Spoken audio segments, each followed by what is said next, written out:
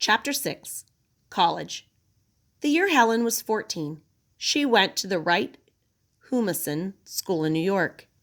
Annie sat beside Helen in class. She spelled the teacher's words into Helen's hands. Dr. Humason gave Helen special lessons in speaking and lip reading.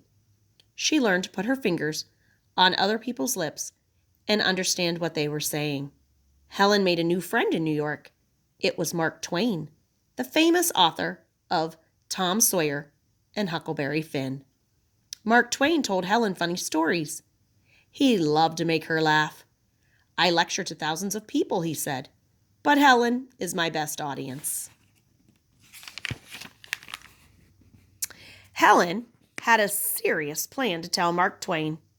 She wanted to go to college, but first she must go to another school and study to prepare for college.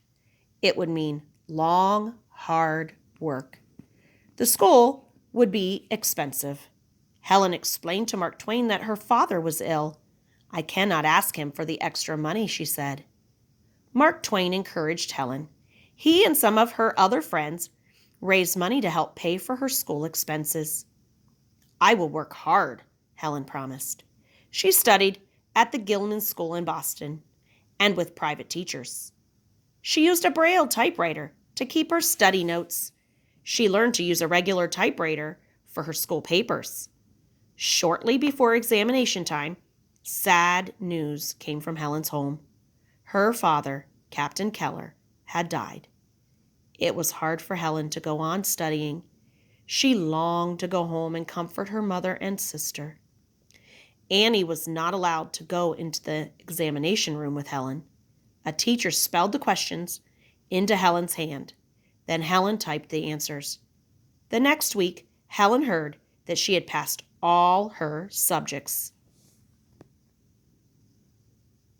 She would enter Radcliffe College in the fall of 1900. She could join her family and rest for the summer. When college classes began, Annie sat next to Helen. She spelled what the teacher said into Helen's hand. Annie looked up words in the dictionary for Helen. She read Helen books that were not printed in Braille. The girls in Helen's class were friendly. They elected her vice president of the class. English was Helen's favorite subject. She wrote such good themes that some were published in a book. A magazine paid her to write the story of her life. Helen was glad she could earn money. A young teacher named John Macy helped Helen with her writing. He was soon a friend of both Helen and Annie. They went boating together on the Charles River. They took picnic lunches and went hiking in the woods.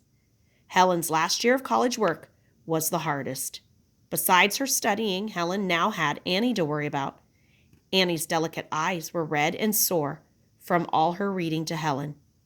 Helen begged Annie to rest, but Annie was firm. I will not rest until you graduate, she told Helen. John Macy came to the rescue. He helped Annie read to Helen. Soon Helen realized that John was growing very fond of Annie. She hoped Annie would learn to care as deeply for John. In June of 1904, Helen was graduated from college with honors. Annie proudly watched Helen take her diploma.